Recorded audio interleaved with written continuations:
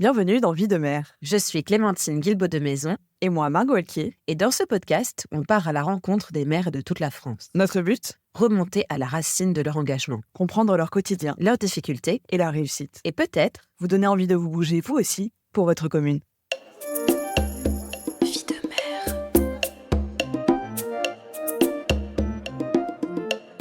Oh, c'est une sacrée vie de mère. Pour ce nouvel épisode de Vie de mère, je me suis rendue à Gennevilliers, commune d'histoire populaire et ouvrière de 50 000 habitants, située dans une boucle de Seine des Hauts-de-Seine, dans le nord parisien. Patrice Leclerc, 61 ans, en est aujourd'hui le maire.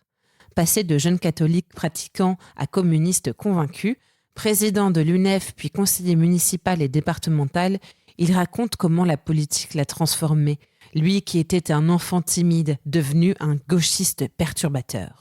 Maire depuis 2014, il défend une vision politique originale, améliorer la ville sans chasser ses habitants, maintenir une ville populaire tout en la modernisant et garder un lien direct et affectif avec les Gennevillois. Dans cet épisode, il nous raconte son parcours militant, son refus de la professionnalisation politique, mais aussi pourquoi il publie ses fiches d'imposition et comment, en tant que maire, il mène des combats internationaux, par exemple en faveur de la reconnaissance de l'État palestinien. Bonne écoute.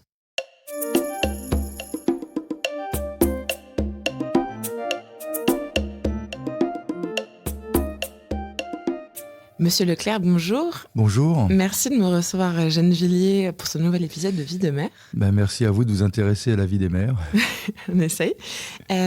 Pour commencer, comme première question, est-ce que vous pourriez me dire qu'est-ce que vous rêviez de faire dans votre vie quand vous étiez petit ?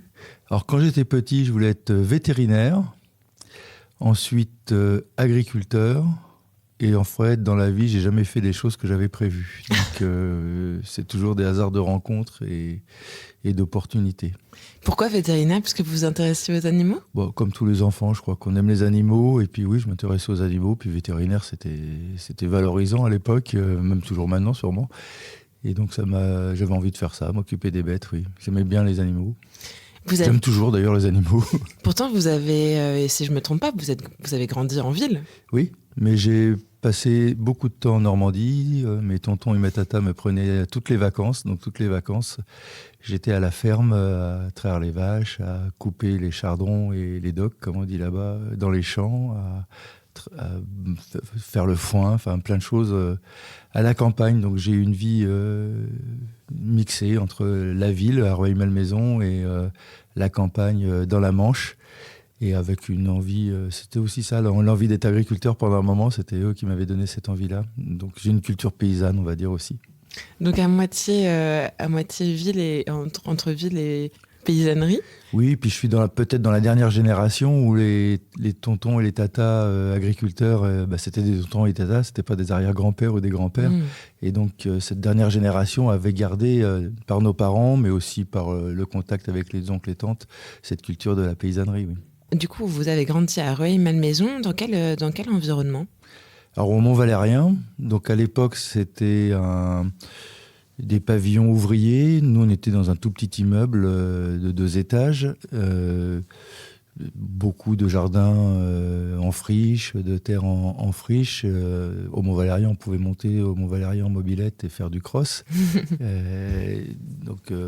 Non, dans un environnement... moi j'ai eu une enfance heureuse dans cet environnement-là. Donc avec des amis dans la rue, on jouait au foot dans la rue. Il n'y avait pas assez de bagnoles d'ailleurs pour nous empêcher de jouer au foot dehors. Et puis après, on allait jouer au foot sur les terrains du Mont-Valérien. Et vos parents, qu'est-ce qu'ils faisaient dans leur vie ? Alors mon papa, à l'origine, mon papa était boulanger. Ils se sont connus avec ma mère d'ailleurs parce qu'elle faisait le service dans la boutique. Mon papa était ouvrier boulanger. D'ailleurs, pour l'anecdote, la première émigration de Normandie vers la région parisienne, ça a été boulanger à Gennevilliers, rue Jules Larose, ouvrier boulanger. Il a même fait le gâteau d'anniversaire de Fernand Reynaud, c'était sa gloire de sa vie. Et après, ma maman était bonne ensuite, quand ils sont arrivés dans la région parisienne à Neuilly. J'ai été fait à Neuilly, d'après la légende. Mais bon, c'est pas une légende, visiblement. Et après, on était à Suresnes. Donc pour mon père, ensuite, a eu une allergie à la farine et donc il a été ouvrier chez Renault. Et c'est dommage pour un boulanger. Voilà, c'est un peu bête, mais c'est comme ça. Et puis ma maman, quand je suis arrivé elle était femme au foyer, elle gardait des enfants, donc j'ai presque des demi-frères, puisqu'on a beaucoup d'enfants qui sont passés à la maison et avec qui on a eu des relations affectives. Et puis ensuite, quand je suis arrivé au collège, j'avais un petit frère et ma mère a décidé de travailler autrement que de garder des enfants. Et donc elle s'est retrouvée standardiste chez Renault et elle a fini responsable du personnel à Renault-Roeil. Donc mon père et ma mère étaient chez Renault-Roeil. Mon petit frère s'est fait embaucher chez Renault aussi. Donc c'est une famille de Renault, je suis le seul traître de la famille. Est-ce que vous pourriez me dire, dans cette enfance plutôt ouvrière, quel est votre premier souvenir et première émotion qui est liée à la politique ? Alors, je suis dans une famille qui faisait pas de politique. Et mes parents étaient plutôt de droite, mais de la droite conservatrice, justement dans cette culture paysanne normande, où on ne fait pas beaucoup de politique. Alors, j'avais des tontons et des tatas qui faisaient de la politique plutôt gaulliste. Mais eux, non, ils faisaient pas de politique. Ils votaient Giscard à l'époque, ils votaient Baumel à Rueil.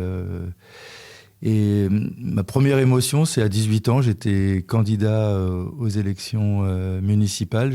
C'est là que mes parents ont appris que j'étais communiste. J'osais pas leur dire. Et j'étais dernier de liste. Mon père ne m'a pas cru. Quand il a vu les affiches, là, il m'a demandé combien j'avais été payé. Et le dimanche, j'avais les bulletins de vote avec mon nom sur mon lit pour bien me montrer qu'ils n'avaient pas voté pour moi. Mais bon, on ne s'est jamais fâché avec mes parents pour des questions de politique. Mais bon, pour vous dire, maintenant c'est différent, mais à l'époque c'était bizarre pour eux le fait d'être communiste, parce que c'est pas du tout une tradition de la famille. Après, mes émotions, c'était mes luttes dans le lycée avec la jeunesse communiste, le syndicat l'UNCAL qu'on avait créé.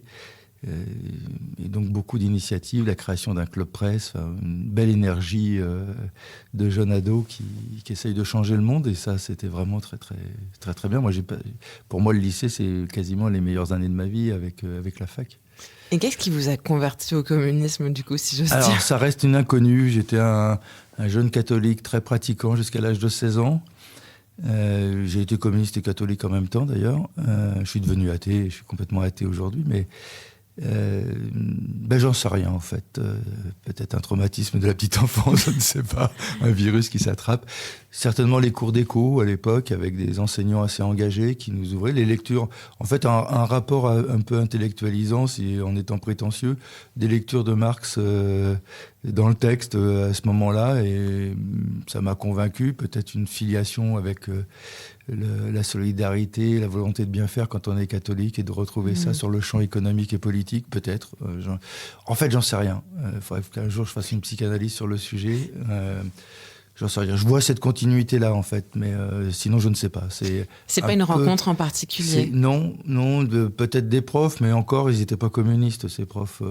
Un copain à l'école aussi, mais qui est devenu communiste en même temps que moi. Son papa était à la CGT, mais pas communiste. Et tous les deux, on a passé le pas.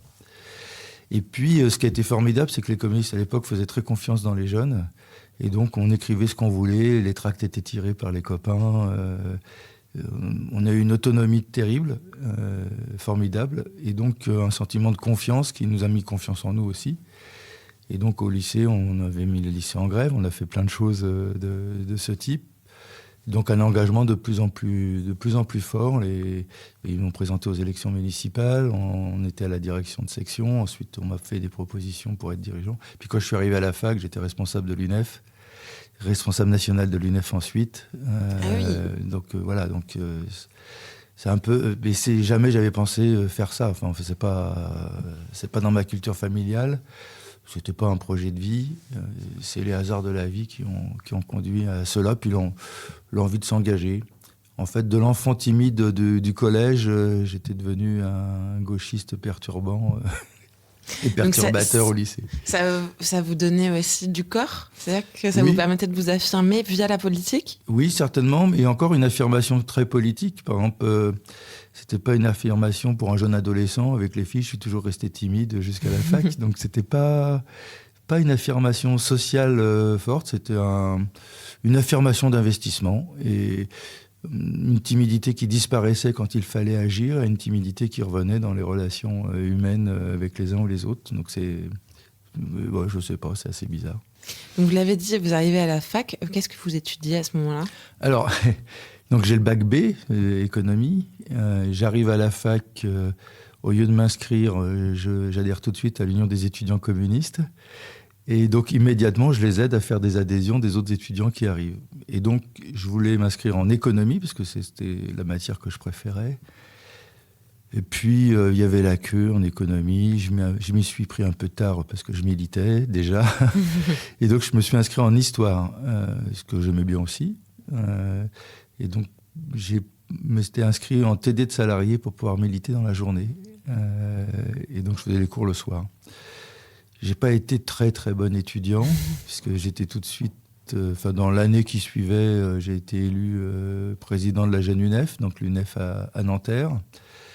Ensuite, trésorier national de l'UNEF et ensuite président de l'UNEF en 86 pendant les grèves contre Devaquet.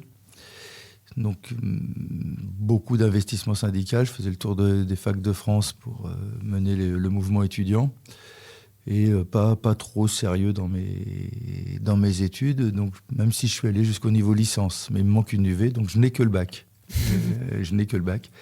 Par contre, j'ai gardé le goût de ces années universitaires à la lecture, je lis toujours des bouquins de philo, de sociaux, d'histoire, des romans et des policiers aussi, ou des mangas ou des bandes dessinées, mais j'ai gardé ce goût et c'est grâce à la lecture certainement que je peux aujourd'hui faire tout ce que je fais.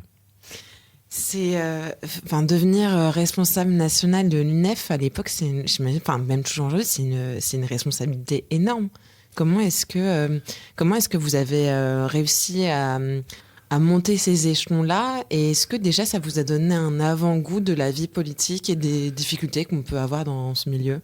Oui, alors on était bricoleurs un peu à l'époque dans l'UNEF, parce qu'on n'avait pas de permanent, on n'était pas payé, contrairement à l'UNEF-ID qui était notre concurrent de l'époque, notre concurrente. Donc moi je travaillais comme ouvrier du livre pour le soir et le week-end pour financer mes études et avoir un peu d'indépendance, même si mes parents m'aidaient beaucoup, puis j'habitais toujours chez mes parents.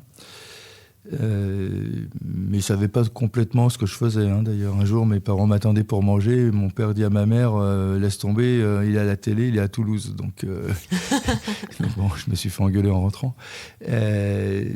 Non, c'est pas des choses que l'on... Enfin, en tout cas, moi, c'est pas des choses que j'avais prévues. C'est à chaque fois des cooptations où les camarades sortants me proposaient, ou le collectif me proposait. Il y a même des copines, d'ailleurs, pour m'éviter de rater mes études, avaient voté contre moi au congrès où j'ai été élu président. Exprès, c'est resté des copines, on fait encore la fête ensemble. Mais c'est jamais prévu. Par contre, j'ai beaucoup appris. Oui, j'ai appris à écrire des rapports, à écrire des discours, à faire des réunions publiques. Mes premiers meetings dans la fac, je me rappellerai toujours, je suis monté à la tribune, les copains m'avaient envoyé et j'ai pas pu dire 2 mots. Ils m'ont relancé 2 heures plus tard, toujours dans un autre amphi. J'ai dit 2 mots, mais au bout du 3e mot, j'ai arrêté.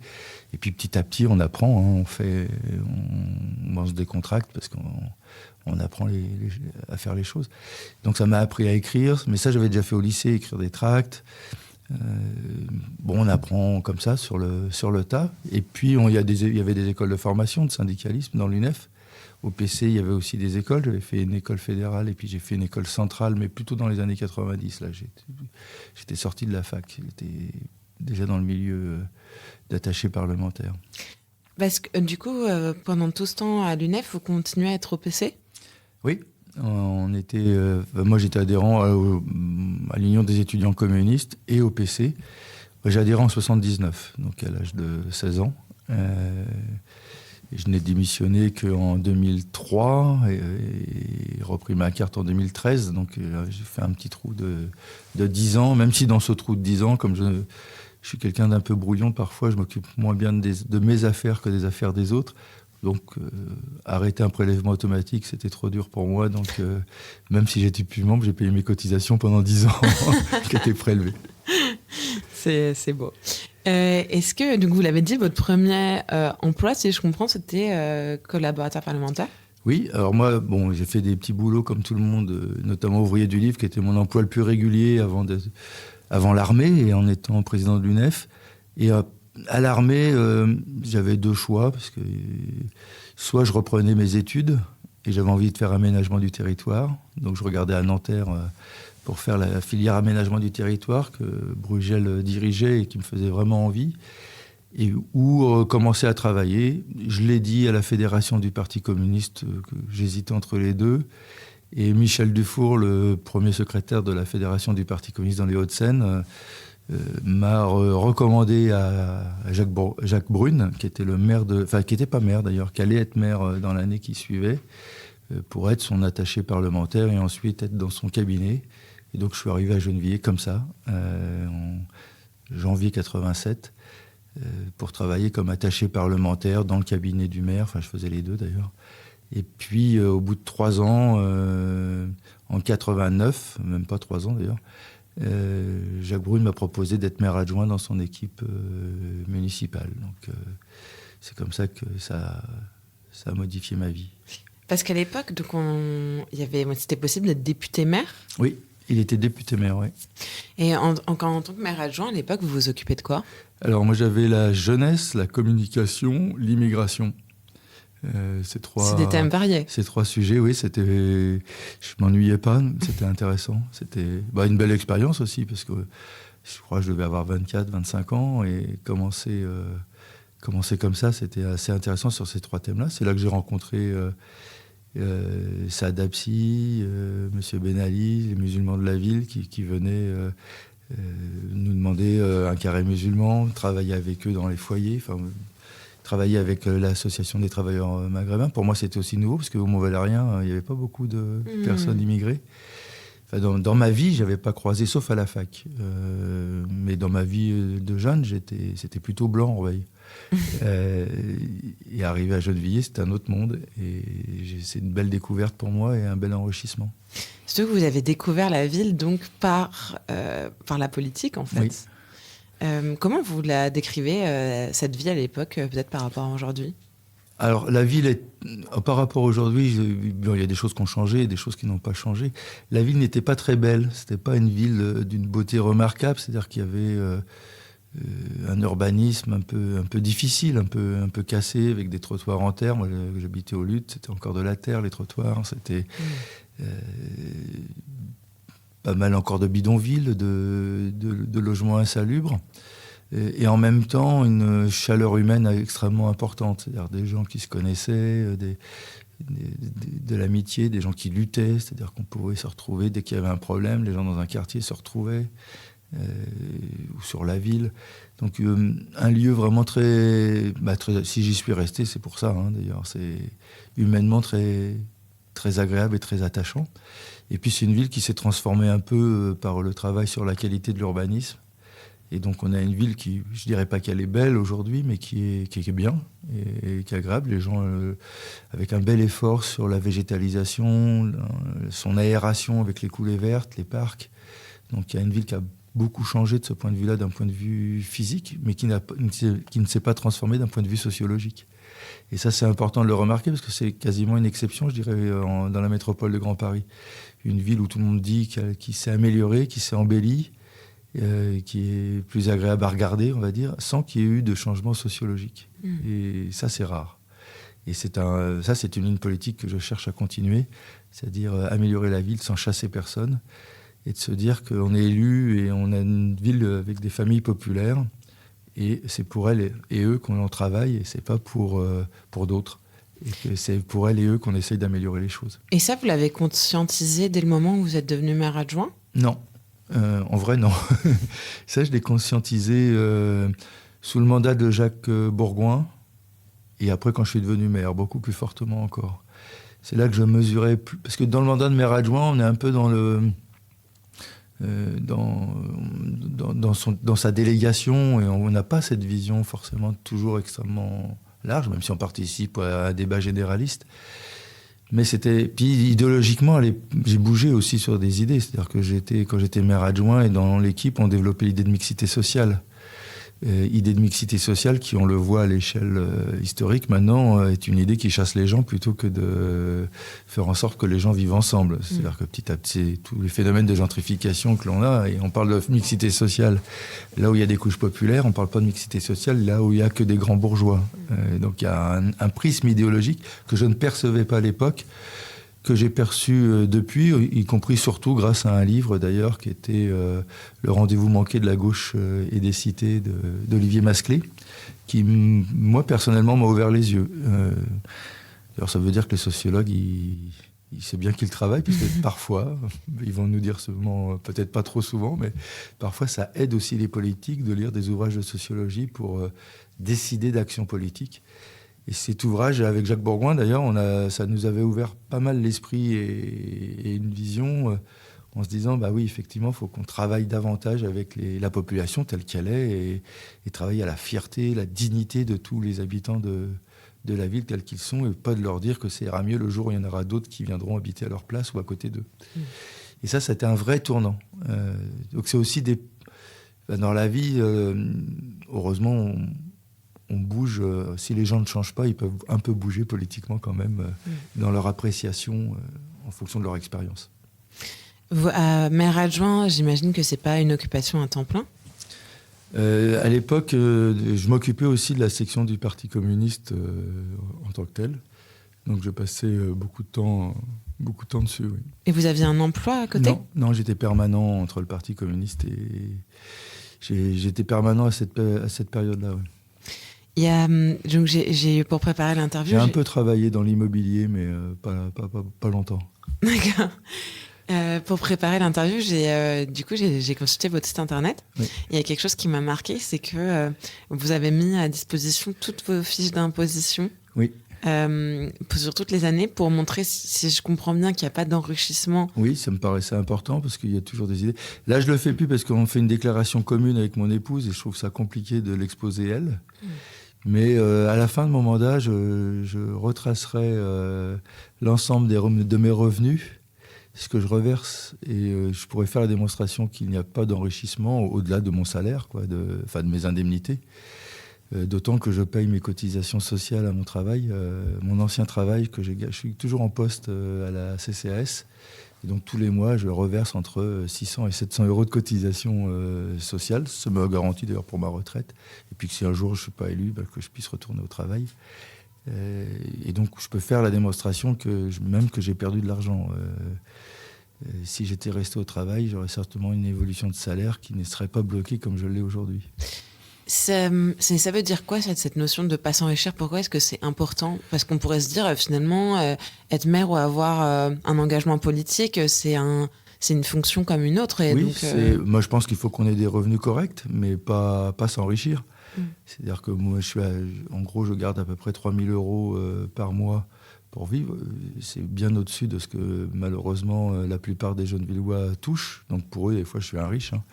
Ça me semble correct. Au-dessus, moi, je revendique pas plus. Et je pense que, par exemple, sur la question des revenus des maires, je pense que c'est important pour les maires de petites villes. Oui, eux doivent avoir un peu plus d'indemnité.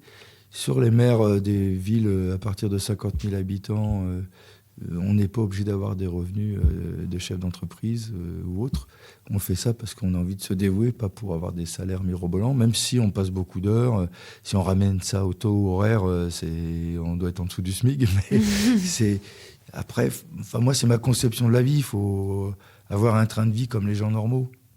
Et là, je suis déjà au-dessus des gens normaux quand je suis à 3 000 euros par mois de revenus. Les gens normaux, ils sont bien en dessous, malheureusement. Il y a tout un combat à mener. Sinon, je crains qu'on se déconnecte de la vie réelle.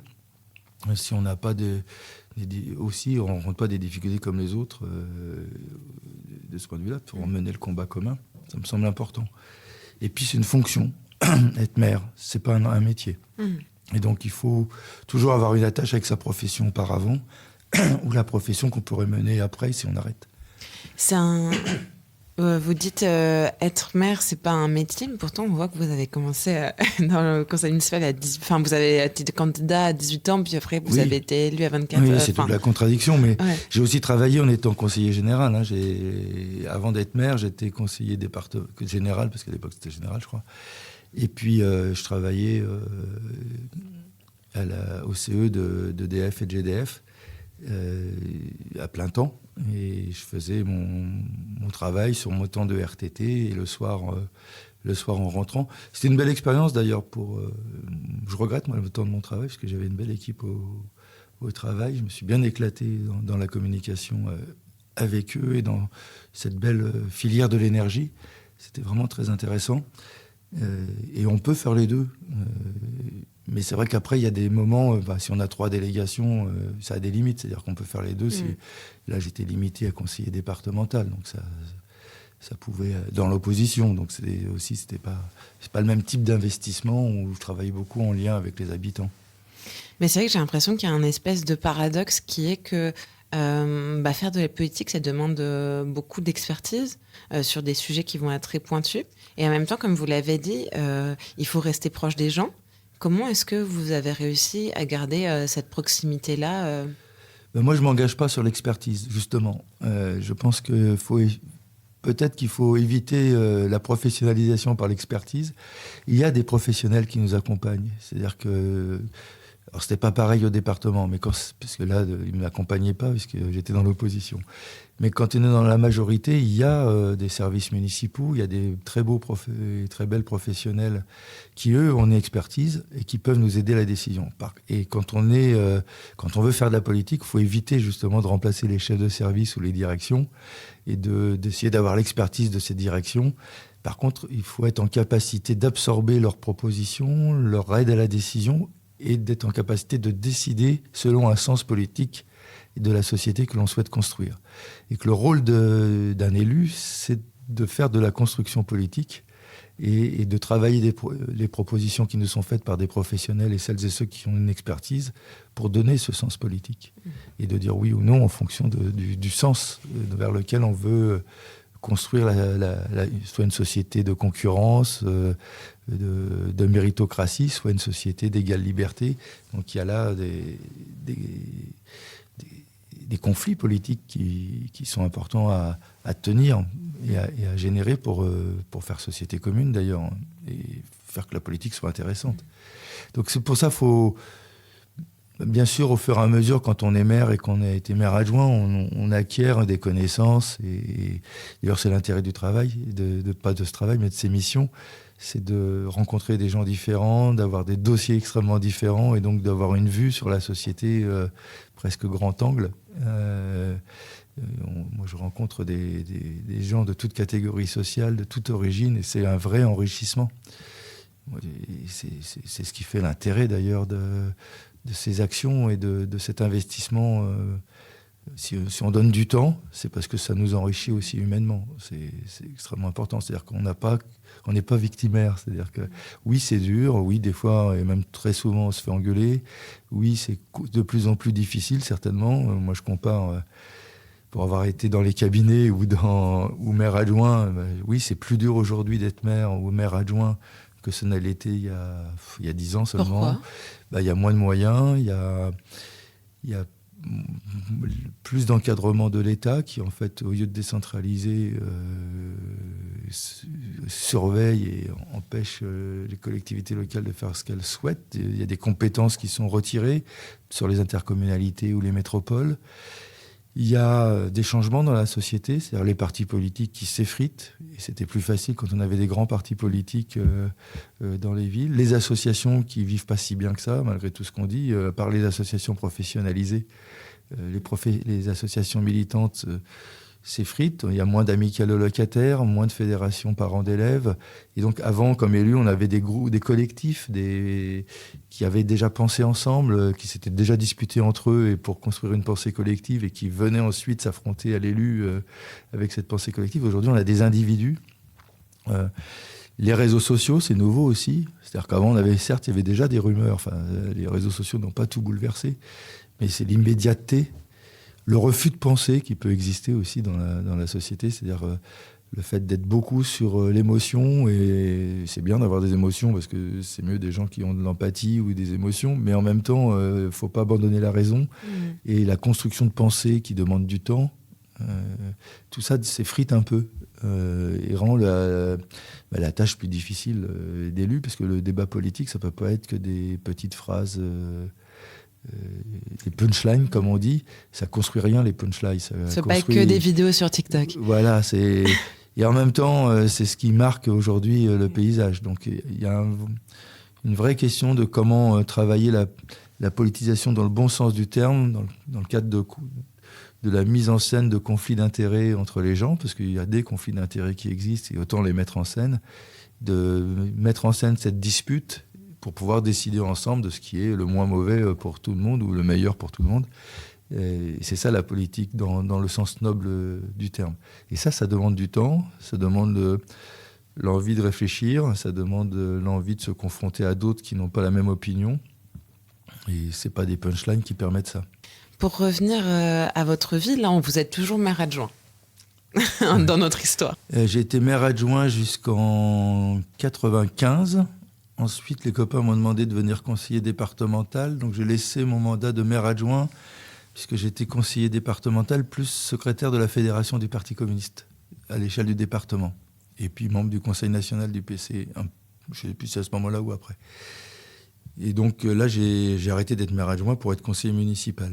Donc, avec Jacques Bourgoin, j'ai été conseiller municipal. Conseiller départemental, aujourd'hui, il y a pas mal de débats sur les départements, leur importance, et notamment quand on voit la superposition en Île-de-France de la métropole, la région, les départements, le poids de Paris. Est-ce que vous avez l'impression que ce mandat-là, vous avez pu réussir à faire des choses ?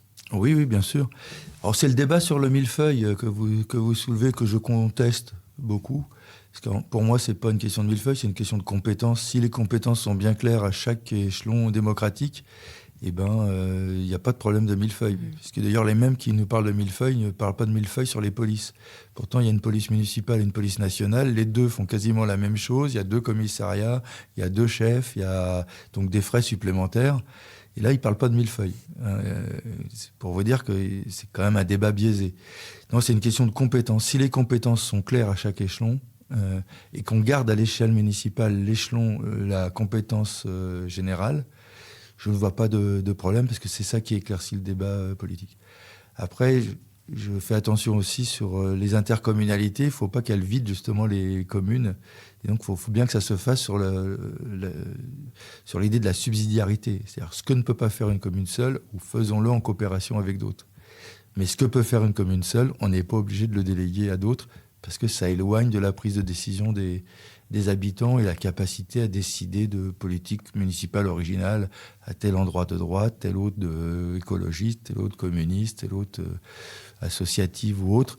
Il y a besoin de cette diversité. Plus on videra les communes de leurs compétences, moins cette diversité pourra s'exprimer et enrichir la société française. Donc pour moi, c'est vraiment un enjeu politique. C'est pour ça que je me tourne vers la question du municipalisme. Pour moi, est un enjeu politique extrêmement important et un combat que je mène avec d'autres à l'échelle du pays. Vous pensez que la commune, c'est l'échelon le plus important ? Oui, enfin le plus important, chaque échelon est important, mais là où il est le plus important, c'est qu'il est vraiment en rapport direct avec les habitants. Enfin, il peut, parce que après, les politiques, enfin, c'est pas parce qu'on est maire qu'on est sympa, qu'on est bon et qu'on est efficace et qu'on mène une bonne politique. Les maires mènent des politiques différentes. Mais c'est l'endroit justement où on peut mener des politiques différentes. C'est l'endroit où les habitants peuvent être le plus en regard et en contrôle de ce qui est décidé, de ce qui est mis en place. Et puis c'est l'endroit où, quand on dit qu'il y a 500 000 élus, c'est l'endroit où on permet à beaucoup de monde de faire de la politique aussi. Et de s'investir. Et de sortir d'une forme de professionnalisme aussi, ou de gens qui sont que sur des carrières. Et ça, c'est extrêmement important pour la vitalité même si on n'en fait pas trop la démonstration aujourd'hui, mais pour la vitalité d'un pays dans l'investissement politique, avoir 500 000 personnes qui peuvent s'investir et décider avec leurs concitoyens de comment on vit en société, c'est quand même ça qui peut nous aider à avoir une démocratie un peu active. Et donc tout ce qui réduit ça, à mon avis, n'est pas bon. Ça permet l'autoritarisme. C'est pas étonnant si Macron n'a jamais connu d'élection municipale ou de vie municipale, s'il conduit aussi la politique de cette façon-là, en voulant faire le sachant, celui qui connaît tout, qui fait venir des gens d'HEC et autres pour conduire des bureaux d'études pour conduire des politiques, et qui n'est pas à l'écoute d'une société qui demande un peu plus de complexité d'ailleurs que la brutalité avec laquelle la politique est menée aujourd'hui. Donc vous êtes conseiller général jusqu'en quelle année ? Alors jusqu'en 2000. Jusqu'à mon élection de maire, où là j'abandonne parce que je suis contre le cumul des mandats, et donc j'arrête d'être conseiller départemental, et je suis aussi pour la féminisation, donc je travaille à ce que ce soit une femme qui me remplace. Okay. Et vous donc c'était, alors du coup vous me posez une colle, ça devait être en 2015, parce que j'ai cumulé le mandat de 2014 à 2015 ou 2016, le temps qu'il y ait les élections, quoi. Et j'ai eu un petit cumul pendant 1 an ou 2.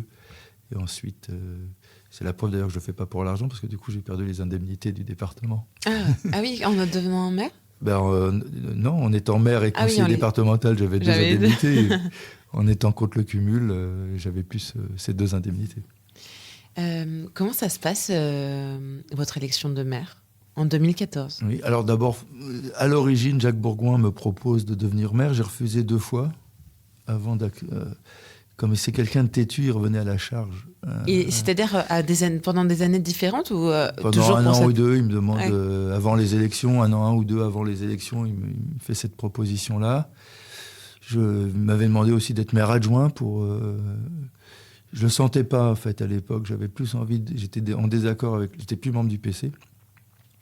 Assez en désaccord avec les politiques menées.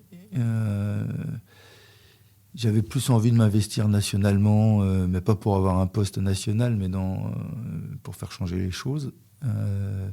J'étais plutôt dans l'idée de garder mon travail et de tracer sur une filière professionnelle, de continuer de progresser professionnellement autour de la communication. J'avais pas mal de pistes d'ailleurs pour pouvoir le faire. Et puis de continuer de m'investir nationalement dans le débat national en parallèle et en même temps que je travaillais. Et Jacques Bourgoin est quelqu'un de très têtu. Au bout d'un moment, il m'a fait lâcher, quoi. Puisqu'à force en fait, la perversité du système, c'est qu'à force de vous demander, vous rentrez, à un moment donné, vous réfléchissez sur ce que vous pourriez faire, et voilà. C'est là que ça commence à être pervers et on lâche.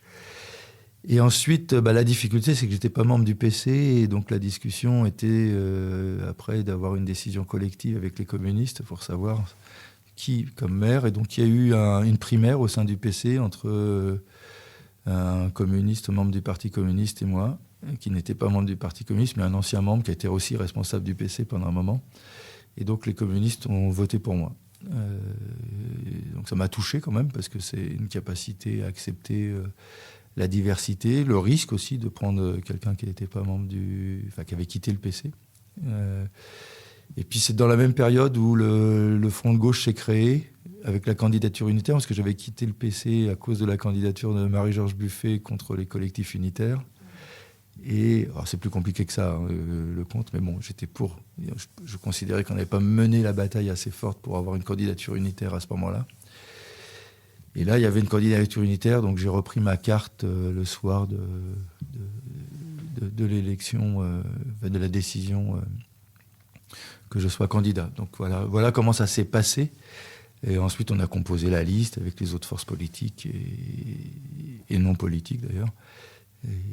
Et puis j'ai été élu en duo avec Jacques Bourgoin, mais ça a été une élection. Le changement s'est fait dans le cadre d'une élection où c'était annoncé à tout le monde que c'est moi qui allais devenir maire. À ce moment-là, est-ce que, avant d'être élu, vous êtes connu des Gennevillois ? Oui, j'étais connu j'étais conseiller départemental élu au premier tour. Donc j'étais connu comme responsable communiste sur la ville. J'étais connu parce que souvent sur le terrain, aux luttes, je faisais du porte-à-porte presque toutes les semaines, quasiment. Et puis j'ai fait du porte-à-porte dans toute la ville, partout. J'étais comme responsable local du PC, j'étais un peu connu. Ce qu'il y a de vrai, c'est qu'il y a une vraie différence de connaissances quand on est maire que quand on est... et tous les autres mandats. Moi, je l'ai vu, parce que même si j'étais élu au premier tour comme conseiller départemental, le taux de connaissance change complètement quand on est maire. Et voir le rapport à la population change totalement. C'est ce qui m'a le plus frappé et le plus surpris. Quand on devient maire, en fait, d'abord, on perd son nom et son prénom. On devient monsieur le maire, ou madame le maire, la maire, pardon. Donc, on perd son identité un peu personnelle. Et puis, il y a un lien affectif qui se crée. Et ça, c'est extrêmement étonnant, parce que conseiller départemental élu avec plus de 50% des suffrages, on nous aime bien, il y a un rapport politique. Maire, il y a un rapport affectif. C'est assez... Alors, ça peut être un rapport de haine aussi, parce qu'il y a des gens qui nous détestent. Mais il y a un rapport affectif qui est créé et ça crée quelque chose. C'est-à-dire qu'il y a des gens qui nous confient leurs problèmes. Il y a des personnes qui viennent vous parler, qui vous crient au secours, parce que même s'ils savent qu'on n'y peut pas grand-chose, des fois ils viennent quand même et des fois ils nous disent « ça m'a fait du bien de vous en parler ». Puis des fois on peut quelque chose, heureusement. Et donc il y a un rapport complètement nouveau. Et ça, j'y étais pas préparé à ça. C'est quelque chose qui... Et d'ailleurs, il faut s'en méfier parce que ça peut travailler l'ego aussi.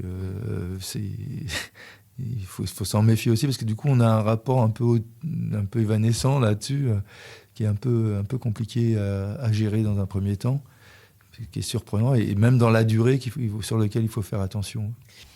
Vous arrivez en 2014, c'est une continuité parce que la personne au pouvoir avant, vous étiez... vous êtes quelqu'un en qui vous aviez confiance. Quand vous arrivez au pouvoir, est-ce que quand même il y avait des choses que vous dites, ça j'ai envie de les changer ?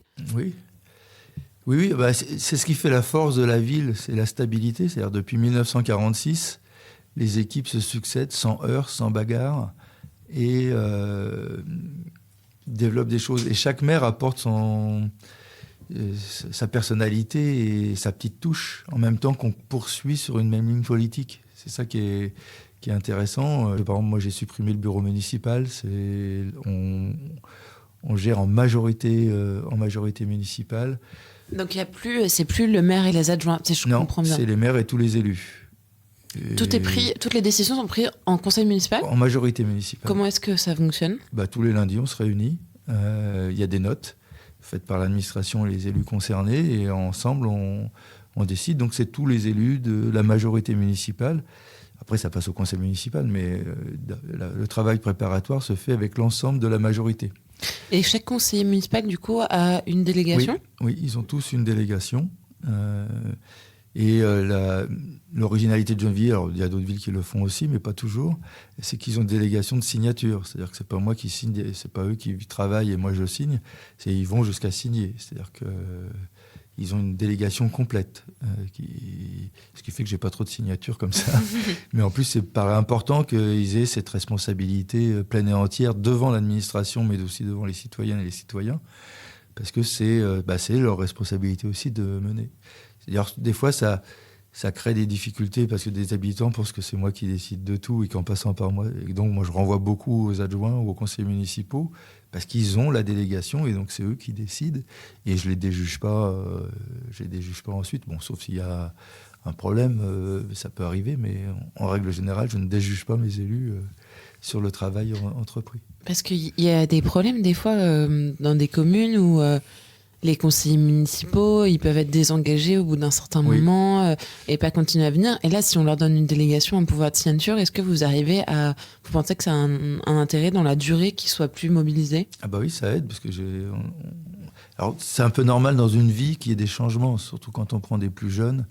Donc, il y a les enfants, il y a professionnellement, on peut déménager. Nous, on a eu des déménagements là, d'élus qui ont déménagé en province pour des raisons professionnelles. Et après la Covid, surtout, il y a eu des choix un peu différents. Mais globalement, oui, l'ensemble des élus restent plus engagés parce qu'ils ont une délégation. Parce qu'autrement, c'est difficile pour des conseillers municipaux d'être là que pour voter pendant une réunion de majorité, au mieux une fois par mois ou tous les 2 mois, et puis que le conseil municipal. Donc moi, cette expérience-là m'apparaît plutôt positive sur avoir ce contrôle collectif et l'investissement du plus grand nombre. C'est plutôt bien, oui. Je trouve ça intéressant parce que c'est de dire aussi, finalement, c'est pas les gens ne s'en vont pas parce qu'il y a trop de travail, ils s'en vont parce qu'ils n'ont pas assez de responsabilité aussi, certaines fois. Oui, parce qu'il y a la notion de pot de fleurs, hein, si on n'est pas élu pour être un pot de fleurs. Et donc, après, chacun ne met pas la même disponibilité ou n'a pas la même disponibilité. Si vous avez 3 mômes à la maison et que vous partagez les tâches en famille, forcément, c'est pas comme moi qui ai 60 ans et qui a des grands-enfants, donc ils n'ont pas besoin de moi tous les jours et tous les soirs. Donc chacun, il faut respecter le rythme de chacun, mais en tout cas que chacun puisse s'investir, ça m'apparaît important. Et c'est possible.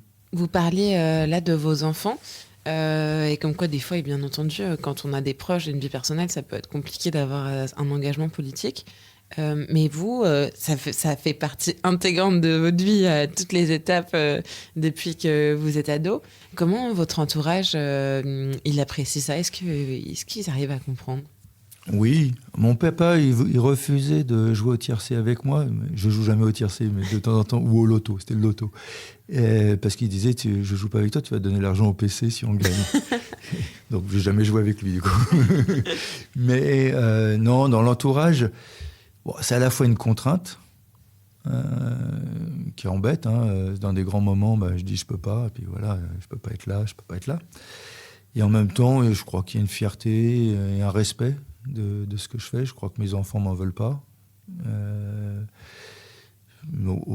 Visiblement non, qui m'en veulent pas. Certainement qu'ils en ont souffert, parce que surtout que j'ai élevé mon fils tout seul de l'âge de 6 ans à 18 ans, donc il a fait beaucoup de babysitting. Et mes parents m'ont aidé aussi à ces moments-là. Mais je crois qu'il ne m'en veut pas. Il n'est pas engagé dans un parti, mais il fait des manifs, il a fait des grèves, il vote aux élections syndicales, il vote aux élections politiques. Après, moi, je respecte ses engagements à lui. Il fait ce qu'il veut et comme il veut. Comme moi, j'ai fait ce que j'ai voulu, donc je ne vais pas le contraindre. Mais je ne crois pas qu'il est... Non, il regarde ça de loin un peu. Je ne crois pas qu'il s'engagera en politique. Enfin, en tout cas, il n'a certainement pas envie d'être élu. Mais il continue de mener des combats lui aussi. Je suis assez fier d'ailleurs.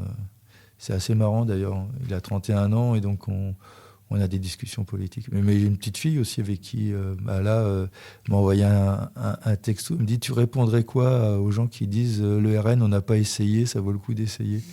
Et donc elle est du côté de Nîmes, donc là-bas il y a une pression quand même. Donc je lui ai envoyé quelques éléments. Elle m'a dit merci. Puis elle mène son combat elle aussi de son côté. Donc non, il y a un petit regard plutôt sympathique de la famille, malgré toutes les contraintes qu'il peut y avoir. Je vois même dans ma famille en Normandie, je crois qu'ils me respectent comme moi je les respecte, même si eux ils sont pas de gauche, mais ils regardent avec attention et sympathie ce qui est fait. Vous avez dit que, en fait, pendant aussi votre carrière politique, ce qui avait été important, c'est la cooptation, la confiance qu'on a parmi ses pairs. Oui. Est-ce que aujourd'hui, là, j'ai senti qu'il y avait peut-être une envie de transmission avec les gens de votre famille, mais en dehors de votre famille... Ma famille politique. Oui. Voilà, justement, ma question, c'était, maintenant, dans votre famille politique, est-ce que c'est pareil c'est important pour vous de transmettre et de former ? Oui, c'est important pour moi de transmettre et de former.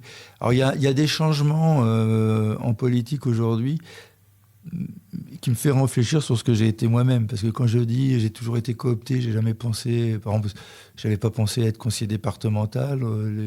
Jacques Brune, Roland Museau, Jacques Bourgoin sont venus me voir pour me proposer. Après, je ne sais pas ce qui est de l'ordre de la disponibilité militante que l'on crée et qui crée cette aspiration-là. Je dirais, est-ce qu'il y avait un côté faux cul ou pas ? Je ne sais pas. En tout cas, pour moi, en conscience, je n'avais pas cette volonté d'être élu. Et c'est la cooptation ou la décision collective qui a marché. Aujourd'hui, on a plus de velléité personnelle de gens qui viennent nous voir en disant « Je veux être maire adjoint, je veux être maire, je veux être député, je veux être conseiller départemental ». Est-ce que c'est moins bien ? J'en sais rien. Ça me choque dans ma culture. Et en même temps, je me dis, c'est peut-être eux qui ont raison, d'autant, surtout quand ça vient peut-être de personnes discriminées, ça ne me semble pas une mauvaise chose qu'ils revendiquent des places. Même si pour moi ça peut être péjoratif de revendiquer des places avant de faire des démonstrations politiques. Je suis d'une culture en fait où on se dit qu'il faut faire d'abord des démonstrations politiques et avoir une longue formation avant de prendre c'est ce que j'ai fait d'ailleurs, parce que je trouve que c'est un atout. Et en même temps, en ce moment, je suis perturbé par ça. Voilà. je suis perturbé sur ce changement dans la société et dans ma propre formation politique au Parti communiste. Ça n'existait pas auparavant, maintenant ça existe. Est-ce que c'est pas bien ? Je sais pas. Ils ont certainement raison de le faire. Et en même temps, je pense que c'est bien aussi d'avoir une longue expérience dans la durée et militante, d'avoir fait des choses sans se projeter forcément sur des années, parce que ça devient des éléments de carrière. C'est ça qui me gêne, moi. C'est quand ça devient une carrière. Mais bon, ce qui me gêne, c'est de le dire, alors que moi, ça ressemble aussi à une carrière. Voilà. Donc c'est un peu compliqué à décerner, donc il faut forcément vivre avec son temps. Par contre, ça me semble important de faire que dans cette ville, il y ait des suites qui poursuivent la valorisation des milieux populaires, qui poursuivent cette idée d'améliorer la ville sans chasser les gens, qui poursuivent cette question de la dignité ouvrière ou de la dignité salariale, et de faire en sorte qu'on soit toujours une ville combative et rebelle, et dans laquelle les gens se disputent entre eux, mais se mettent ensemble pour améliorer les choses. Qu'est-ce qui est le plus difficile à vivre en politique ? Ses adversaires en interne dans sa famille politique, ou c'est les adversaires des autres partis ? En interne toujours, parce que c'est plus difficile de se battre entre camarades ou entre frères et sœurs. Donc en interne, c'est compliqué, d'autant qu'il y a de l'affect, beaucoup plus important. C'est-à-dire, y compris des fois, ça se dépolitise. À la fin, on s'écoute plus, quoi. Donc ça, c'est ce qu'il y a de plus difficile. C'est ce qui, pour moi, me chagrine le plus. Quand des camarades me parlent plus parce que j'ai dit tel mal de Roussel ou de la direction du parti, et que ça se traduit, je te parle plus, et on se parle, enfin on réfléchit plus sur ce qu'on peut faire ensemble. Donc ça me fait du mal. Moi, j'essaye d'éviter les affects. Je reste sur des contenus, mais bon, ça n'empêche pas qu'on peut avoir j'ai aussi des affects. Donc ça, c'est difficile. Non, ce qui est le plus dur, que ce soit dans l'opposition ou la majorité, c'est quand c'est faux. C'est-à-dire que c'est les attaques blessantes parce qu'elles sont fausses ou vécues comme fausses. Parce que des fois... Et donc, c'est toutes les attaques à la probité. Alors bon, j'en ai pas au sein du PC des attaques sur la probité, parce que je crois que tout le monde me fait confiance et puis vérifie que mon train de vie reste un train de vie normal. Mais c'est toutes quand c'est faux, ça c'est difficile c'est blessant. Et on n'arrive pas à se défendre d'ailleurs. C'est ce qui est le plus difficile à traiter. Et c'est ce qui blesse le plus, qui obsède et qui peut, oui, rendre méchant ou rendre chagrin, quoi, ou donner envie d'arrêter d'ailleurs, parce que des fois l'injustice fait que on se dit c'est pas la peine de passer son temps si c'est pour se faire cogner comme ça, alors que c'est pas vrai. Donc vous avez été réélu en 2020. Oui. Au bout de 2 mandats, quelle est votre plus grande fierté en tant que maire ? De ne pas avoir chassé les gens de Gennevilliers. C'est-à-dire de travailler sur la dignité salariale et de faire en sorte que nos engagements sont tenus. C'est-à-dire ce qu'on a dit, on l'a fait, globalement. On ne peut pas dire « vous avez dit ça, vous ne l'avez pas fait ». Il y a toujours des gens qui pensent qu'on a dit un truc, mais qu'on n'a jamais dit, en fait, qui nous reprochent. Mais si on reste aux écrits et de tout ce qu'on en a écrit, on l'a fait, on peut le prouver. Et ça c'est ma fierté. Et dans ce qu'on a fait, c'est d'avoir travaillé à défendre la population, ses intérêts, avoir en capacité de réagir. Donc je suis fier de ce qu'on a fait pendant la Covid. Je suis fier de ce qu'on a pu faire dans les mandats précédents, quand c'était difficile sur les actes terroristes. Moi, j'ai vécu douloureusement. Je me suis retrouvé en chaise roulante tellement ça m'a tapé de l'abago qui m'empêchait de marcher. Parce que Charb était un ami, un camarade avec qui je me disputais sur son islamophobie, c'était ma discussion avec lui, qu'il se fasse tuer par des gens qui revendiquent de l'islam, ça m'avait achevé. Donc je m'en voulais à mort. Et puis en même temps, il fallait protéger la population avec beaucoup de musulmans dans la ville et qu'il n'y a aucune raison de stigmatiser les musulmans quand c'est des dingues en fait qui pratiquent ces actes terroristes. Et donc ça a été très dur. Je vous dis, je me suis retrouvé sur une chaise, les copains me poussaient, je me mettais debout pour parler et je me rasseyais ensuite. Et quand même assez fier de ce moment-là parce qu'on a bien défendu l'ensemble de la population tout en gardant un combat et un débat politique contre ces actes terroristes et ce qui a pu se passer, mais aussi contre ceux qui développaient de l'islamophobie et d'essayer de tenir une ligne politique. Et ça j'en suis assez fier. Puis fier des relations avec les gens, quoi, tout simplement. Hein, le fait que je puisse, moi, me promener dans toute la ville tout seul, à pied, en vélo, sans jamais être agressé, c'est avoir besoin à côté de moi de quelqu'un pour dissuader. C'est pour moi quelque chose d'important. Ça veut dire que même dans la dispute, on est respecté. Et puis j'aime bien, moi, quand je traverse la ville, que tous ces jeunes me disent bonjour. Ça montre qu'on réussit à créer un microclimat à Gennevilliers où les gens se respectent. C'est pas parfait. Il y a des cons comme partout, c'est ce que je dis. Il y a des gens violents, brutaux ou autres. Mais la très grande majorité de la population de Gennevilliers est une population qui a la franchise du parler populaire, parfois un peu rude, mais aussi qui a l'affection des gens populaires et cette solidarité-là. Et ça, c'est important. Et ça, je trouve ça bien. Et puis dans mes fiertés, c'est de ne pas lâcher le combat pour la Palestine, mais c'est ce qu'on a fait pour le Rwanda, ce qu'on fait pour l'Ukraine. C'est aussi de mener des combats diversifiés, pas que sur la Palestine, même si on a des liens très forts, mais avec les Ukrainiens. J'ai un lien avec ces enfants. Ça aussi, ça m'a rendu fier de faire des moments de répit pour ces enfants ukrainiens. J'étais content d'aller payer des vaches pour des paysans pauvres au Rwanda avec les gens, puis de travailler sur la question de la responsabilité de la France sur le génocide au Rwanda. Quand on fait notre distribution alimentaire, moi je suis très fier de ces 400 personnes qui sont bénévoles et qui viennent nous aider. On passe un bon moment. Et puis dans les distributions, la fierté, c'est que les premières distributions sortaient des gens qui avaient un peu honte.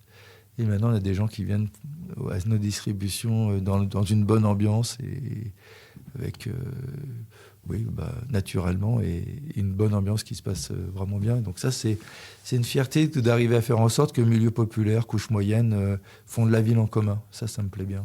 Effectivement, j'allais vous interroger sur la question de votre implication sur la politique internationale.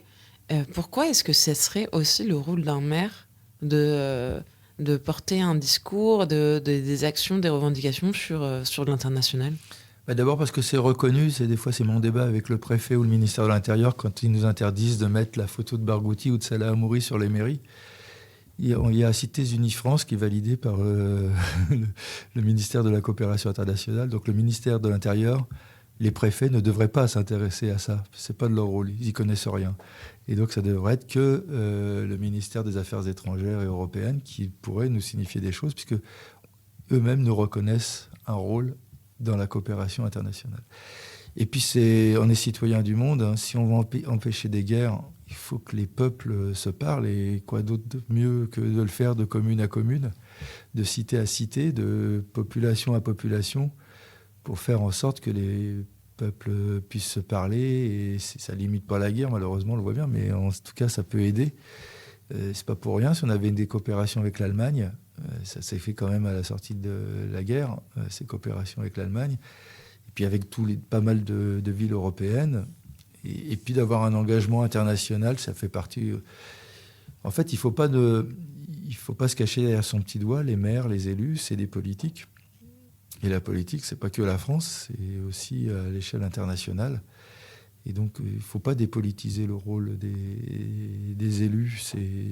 Et donc, qu'on le mène avec la population. Le tout, c'est de le mener avec la population et d'engager des combats politiques pour la libération de prisonniers politiques, pour la liberté dans tel ou tel pays.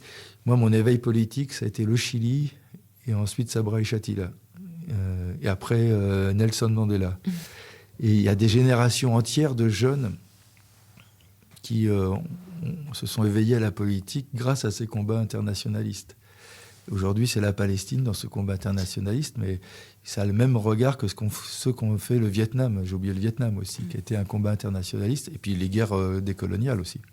Est-ce que, justement, vous disiez, il y a une grande communauté musulmane à Gennevilliers. Est-ce que vous avez eu peur de l'importation du conflit israélo-palestinien en France ces 2 dernières années? Oui et non, et je ne pense pas que ce soit les musulmans de France qui aient importé le conflit. D'abord, moi, je me bats pour montrer que ce conflit n'est pas un conflit religieux, mais c'est un conflit politique d'ordre colonial et de droit à des peuples d'avoir des terres. Donc je me bats, moi, pour 2 États, un État israélien et un État palestinien. Aujourd'hui, l'État israélien est reconnu, mais l'État palestinien n'est pas reconnu, voire même est colonisé. Et donc il y a un droit aussi au retour qu'il faut faire mesurer et porter à l'échelle internationale, en fait, le respect des résolutions de l'ONU, du droit international, tout simplement. Mais moi, je mène ce combat-là pour montrer que ce n'est pas un conflit religieux, il est d'ordre d'abord politique. Alors, est-ce qu'il y a des risques? Oui, il y a toujours des risques. Je pense que c'est le CRIF qui importe plus le débat de manière en défendant l'État d'Israël, alors que la communauté juive est une communauté, en France, est une communauté française, ce n'est pas une communauté israélienne. Donc il devrait défendre l'intérêt de la communauté juive en France comme communauté juive et pas comme défenseur ou annexe bis de l'ambassade israélienne. Ça me paraît un élément important. Dans les débats, par exemple, on a organisé il y a quelques années une visite avec des jeunes d'Auschwitz. Je le faisais avec Georges Bensoussan. Et j'étais présent pour empêcher justement souvent et pouvoir apporter moi mon avis sur le fait que ce n'était pas un conflit d'ordre religieux et que la Shoah était quelque chose d'insupportable qui ne pouvait pas être porté. On a assez peu de tags antisémites dans la ville. J'en ai eu 2 ou 3 l'été dernier. Je suis intervenu auprès des jeunes en leur disant qu'ils étaient la honte de Gennevilliers en faisant ce genre de choses. Ils les ont effacés. Ils avaient fait des trucs sur leur corps, sur Instagram.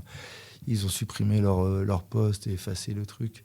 Donc il faut faire cette pression, ça c'est sûr. Il y a toujours un petit risque de confusion et l'antisémitisme est insupportable. Donc il faut combattre toute forme d'antisémitisme.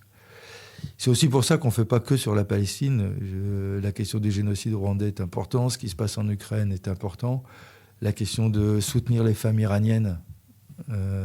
On accueille à Gennevilliers une femme afghane de l'équipe de handball qui a fui le pays des talibans.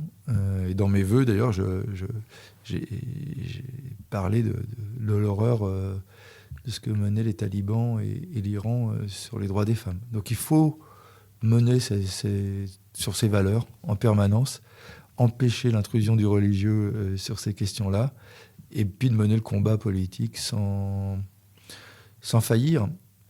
Je vois bien qu'il y a aujourd'hui une tentative idéologique pour empêcher le combat de soutien à la Palestine, de lier combat pro-palestinien avec antisémitisme. Il faut refuser, ou terrorisme. Il faut lutter contre cet amalgame avec force, parce que c'est tout un travail pour animaliser les Palestiniens et aussi geler sur place celles et ceux qui veulent mener le combat décolonial.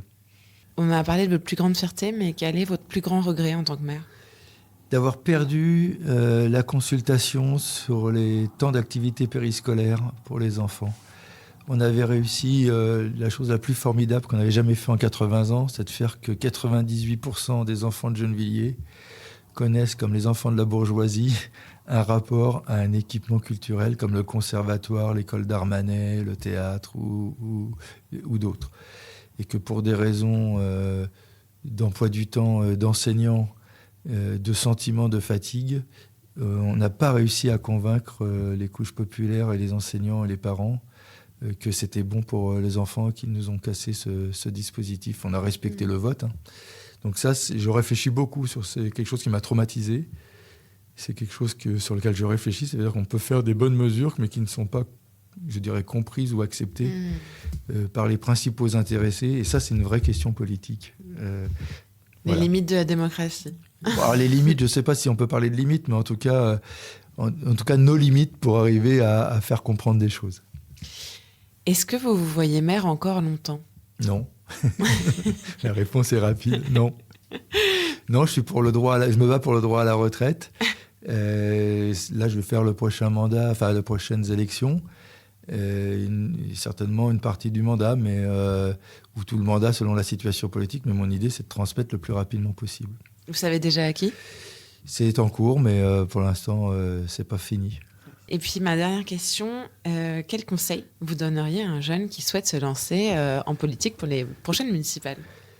Eh bien, d'être d'abord sur des valeurs, un projet de société, un projet de ville, et que ce soit ça qui le guide et pas autre chose. Et que si on est sur ça, on peut construire quelque chose de solide avec les habitants. Après, ça dépend de qu'est-ce qu'il veut faire. S'il est pour la concurrence, il fera avec la droite. S'il est pour de la solidarité, plutôt avec la gauche. S'ils veulent changer et transformer la société actuelle, il faut qu'il se pose et puis qu'il travaille beaucoup avec les gens, qu'il ne soit pas tout seul et qu'il travaille dans le collectif. On finit par le collectif qui s'effondre un peu, mais qu'on va essayer de maintenir. Oui, il n'y a rien de possible sans que les gens s'en mêlent. C'est vrai. Merci beaucoup, monsieur le maire. Merci à vous.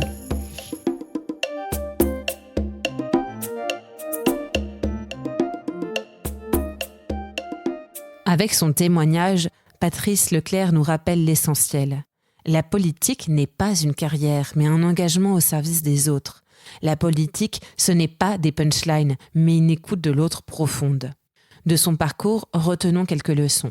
On peut être un enfant timide et devenir un maire médiatisé.